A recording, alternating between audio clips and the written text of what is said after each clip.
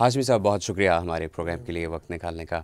Richard Holbrooke का जो दौरा पाकिस्तान है, इसके हवाले से आप क्या समझते हैं कि इस दौरे की क्या अहमियत हो सकती है? यहाँ तक तवक्कुआत क्या हैं और वो क्या कहेंगे, तो उसको तो हमारे यहाँ तो यही समझा जाता है कि वो जो भी पाकिस्तान की हुकूमत की कारकर्दगी उनके लिए है, उसके ऊपर वो ज़्यादा इसरार ये होता है कि आप मज़ीद कुछ करें। आपके ख्याल में इस वक्त पाकिस्तानी हुकूमत को उनसे क्या बात करनी चाहिए?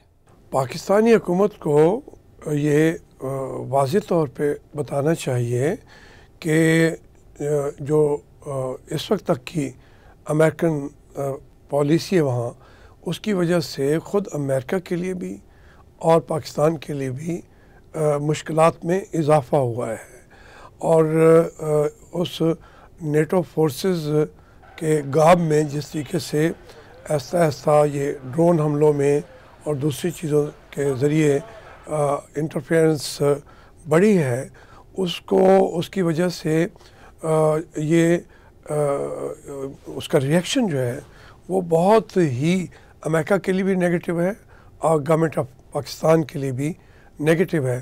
तो इसलिए गवर्नमेंट ऑफ पाकिस्तान को वाज़ेह तौर पर बताना चाहिए कि अमेरिका इस मसले पर अपनी जो पॉलिसी है उसमें पाकिस्तान की मशावरत को शामिल करके तब्दीली लाए, बुनियादी तब्दीली ले आए, ताकि जो एक वहाँ अमेरिका के ख़िलाफ़ भी एक नफ़रत की लहर है उसके अंदर इजाफ़ा हो रहा है, तो वो कोई अमेरिका के लिए भी बेहतर नहीं है, क्योंकि ये लहर सिर्फ एक महदूद इलाके तक नहीं है, ये लहर आगे साउथ की तरफ बढ़ रही है। आपने बात की कि पाकिस्तानी हुकूमत को भी इससे मुश्किलात का सामना है और ये चीज़ें पाकिस्तानी हुकूमत के भी अगेंस्ट जा रही हैं। पाकिस्तानी हुकूमत को इस वक्त एक और बहुत बड़े चैलेंज का सामना जो है वो है वकला तहरीक, जिसने ये ऐलान कर दिया है कि वो अब लॉन्ग मार्च करेगी और धरना भी देगी, और उस तहरीक को और उस लॉन्ग मार्च को आपकी पार्टी भी सपोर्ट कर रही है और मुल्क में चंद दूसरी जमातें भी सपोर्ट कर रही हैं। आप क्या समझते हैं कि क्या ये नौबत आएगी कि वकला तहरीक को धरना देना पड़ेगा, या ऐसा लगता है कि इससे पहले ये मामला ठीक हो जाएगा? वकला की तहरीक की वजह से ये पूरा सियासी निज़ाम जो दोबारा सत्ता पे आया है, वकला की तहरीक की वजह से हुआ है। और चीफ जस्टिस ने जब नो कहा परवेज़ मुशर्रफ साहब को, तो उसकी वजह से ये एक पूरा एक दूसरा पहलू सामने आया। उसी की वजह से आज जनाब जरदारी साहब सदर हैं, जनाब यूसुफ़ज़ई गिलानी साहब वज़ीर आज़म हैं, मियाँ नवाज़ शरीफ मुल्क में वापस हैं, मैं जेल से निकल के आके आपसे यहाँ वॉइस ऑफ अमेरिका पे आपसे बैठा बात कर रहा हूँ। तो वो तहरीक हमारी आज़ादियों की तहरीक है, तो इसको अपनी मुखालफत में नहीं समझना चाहिए हुकूमत को, बल्कि ये चाहिए कि उन्हें एक सपोर्ट मिल रही है जमहूरियत को, अदलिया को बहाल करने में और पार्लियामेंट को बालादस्त करने में।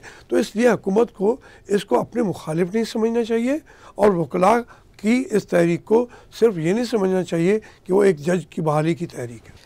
इस वक्त जो पाकिस्तान की दाखिली सूरत हाल है उसमें बहुत सारे फैक्टर्स हैं, उसमें सिक्योरिटी है, उसमें मुल्क में जो इन्फ्लेशन है वो है।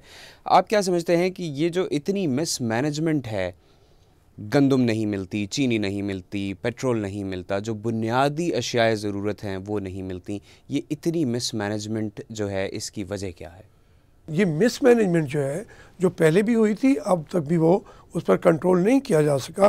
वैसे हम तो अपनी गंदम पर कंट्रोल नहीं कर सकते, बल्कि हमने सरेंडर कर दिया कि अब गंदम जब पैदा होती है तो उसमें अफ़गानिस्तान और सेंट्रल एशिया को स्मगल हो जाने वाली गंदम भी जो है उसको हम पहले से ख़रीदते हैं बाहर से।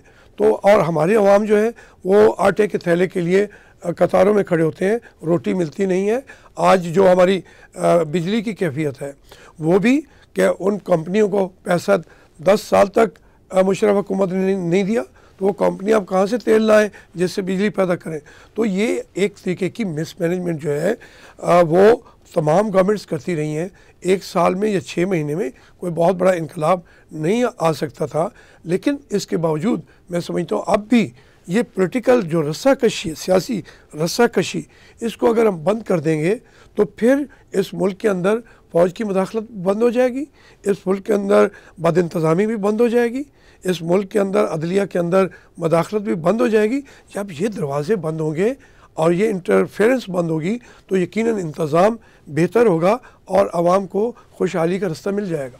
آپ کے خیال میں اوباما ایڈمنسٹریشن کو اس وقت پاکستان کے بحیثیت ایک اتحادی کس طرح سے مدد کرنی چاہیے؟ دیکھیں، یہ بڑی ایک بنیادی بات آپ نے کی ہے کہ پاکستان ایسی خطے میں موجود ہے جس میں ہمارا کوئی قصور نہیں ہے۔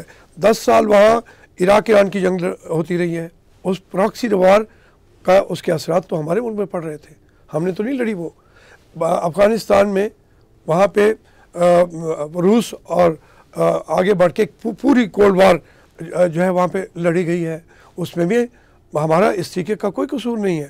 تو لیکن اس کے اثرات ہمارے اوپر پڑے ہوئے ہیں، ہماری اکانومی کے اوپر پڑے ہیں۔ دوسرا، ہماری مشرقی سرحدوں پر انڈیا ہے جس کے اندر ہمیں انسیکیورٹی کا ایک ایلیمنٹ رہا ہے شروع سے، اور اس کی وجہ سے ہمیں اپنے ڈیفنس پہ بہت بے پناہ خرچ کرنا پڑا ہے۔ لیکن جب اس ملک کے وجود کے اوپر اتنی زیادہ پریشر، اس کا بوجھ ڈالا ہوا ہے تو وہ کرا رہا ہے اس بوجھ کے نیچے، وہ کسی اور کے لیے کیا کر سکے گا؟ اوباما کو سوچنا چاہیے کہ یہ جو بہت بڑا یونٹ، ایک ایسی قوم اور ایسی جگہ ہے جس کی جغرافیہ اتنا اہم ہے کہ انڈیا کا زمین سے رابطہ دنیا سے بغیر پاکستان کے نہیں ہو سکتا۔ انڈیا کے تو شمال میں ہمالیہ ہے، اس کے پاس راستہ نہیں ہے۔ چین کا دنیا سے رابطہ نہیں ہو سکتا زمینی، جو اتنی اہم ترین جگہ ہے۔ گلف سے تیل گوادر کے آگے سے گزرے بغیر گزر نہیں سکتا، اور سینٹرل ایشیا کا جو پورا 400 سال کے وسائل پڑے ہوئے تیل کے، وہ پاکستان کے بغیر آگے جا نہیں سکتا۔ اس کے اوپر بوجھ نہ ڈالیں، اس کا بوجھ ہلکا کریں اور اس کو کھڑا ہونے دیں۔ وہ امریکہ کے لیے بھی فائدہ مند ہوگا، مسلمانوں کے لیے بھی فائدہ مند ہوگا، اور انڈیا سے زیادہ وہ پوری دنیا کے اندر امن کا آگے پھیلانے کے لیے کارآمد ملک اور قوم ثابت ہو سکے گا۔ جاوید ہاشمی صاحب، آپ کا بہت شکریہ، آپ نے ہمارے لیے وقت نکالا۔ Thank you very much.